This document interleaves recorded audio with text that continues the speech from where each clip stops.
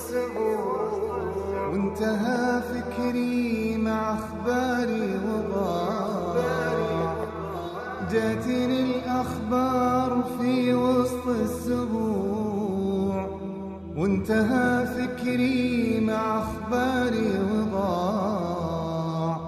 كني قلبي محترق بين الضلوع، والسبب نار الحزن والالتياع.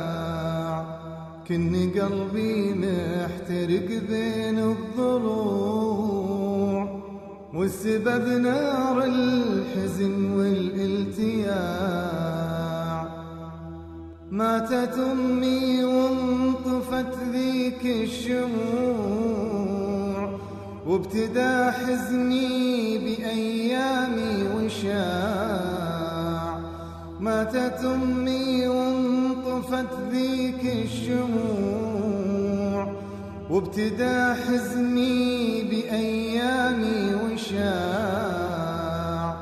ما هنا لي زاد ورقاد وهجوع، عايش في هم وكدار وصراع. ما هنا لي زاد ورقاد وهجوع، عايش في هم وكدار وصراع.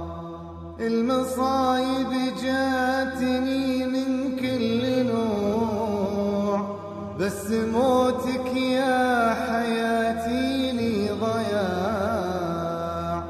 المصايب جاتني من كل نوع، بس موتك يا حياتي لي ضياع. كن ساعاتي بعد موتك سبوع، والثواني كنها موت وداع. شاعرنا وحبيبنا بعد سماع نشيدة الشيخ أحمد العجمي المرثية التي انتشرت في اليوتيوب نبغى نسمعها. هذا المرثية إهداء إلى كل أم، إهداء إلى كل شخص فقد أمه. يقول: خايف عليها من الثرى غطاها، ولا الحصى حافي أخاف الذاها. خايف عليها من الثرى غطاها، ولا الحصى حافي أخاف الذاها. أكرم عليها بالكفن يمطوع، بالبيض ظل فراشها وغطاها. أكرم عليها بالكفن هذه أمي، واشهد عليها فما عطت يمناها. هذا الضحى والليل يتحرونه، هذا السماء ونجومها تنعاها. هذا السوالف مثلنا تبكيها، والأرض تنشد عن أثر لخطاها. هذا الكبيرة كبر هذا الدنيا، هذا العظيمة جل من سواها.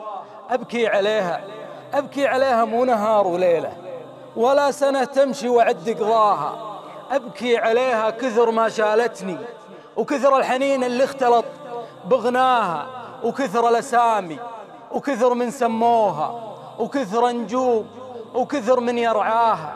أبكي عليها من القهر يا دنيا، من لي أنا، من لي عقب فرقاها. من فتحت عيني ولا خلتني، وشوفوا ولدها بالقبر خلاها. من فتحت عيني ولا خلتني، وشوفوا ولدها بالقبر خلاها. هل التراب بوجهها ما قصر، شفتوا ولدها كيف هو جازاها. لو انها مكاني ما سوتها، لكن عز عيالها سواها. يدود يدود شوفها ذابله، جنبها انا ولدها حاضر وافداها. قطعني هاك اللي تبي من جسمي، بس الكريمه لا تجيب حذاها. واوصيك امانه قل لها تعذرني، وتكفى تروح تحب لي ما طاها. أبيها تغفر لي مثل ما كانت، كل خملة مني بطيبها ترفاها. يالله عساها بالنعيم الخالد، وعساها في جنة عدن سكناها. يا فضو هذا الكون، يا هو خالي، يا ضيق هذا الدنيا، يا مقساها، يا مر طعم فراقها، يا مرة ماني مصدق ارجع وملقاها. وشلون اجي غرفتها ما هي فيها، وش عذري لسبحتها ومصلاها. شقول انا لدولابها لشنطتها، واذا سألني مشطها وحناها. وعباتها ومي زمزم ومصحفها والمبخرة ورشوشها ودواها، الكل في غرفتها متفقدها، حتى الجدار مفطر ويرجاها، الكل يبكيها مهو ناسيها. يا الله صبرني شلون انساها، يا ليتها ما راحت وخلتني او وسعت لي بالقبر وياها.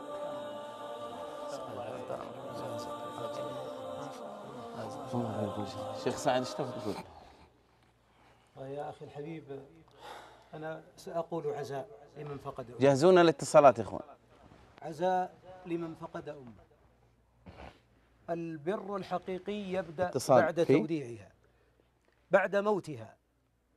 إليك هذه القصة وقد شاهدت أحداثها. رجل كانت أمه تخيط الملابس ثم ماتت، وقبل موتها عينها قد رمدت من كثرة ما تخيط، وكانت تقول: يا بني، إذا تخرجت تركت هالماكينة الخياطة ورميتها. فلما أن تخرج خرجت روحها وماتت أمه. أتى خاله وهو يبكي، قال له: كفكف دمعك، تحب أمك، بدأ البر الحقيقي الآن، كفكف دمعك، وش لأمك في مالك، كم لأمك من دعائك؟ قال: أمي اشهد علي لها ثلث مرتبي ما بقيت حيا. يقص لي القصة ويقول: أنا متقاعد من التعليم هذا العام 33 سنة، والله يا شيخ أنني ما تركت شهرا إلا أخرجت من الثلث إلى النصف، وحبب إلي سقاية الماء، أحفر الآبار وأركب البرادات وأجري الماء حتى للبهائم في البر. يقول: الماء لا أذكره، واحسب يا شيخ 33 سنة.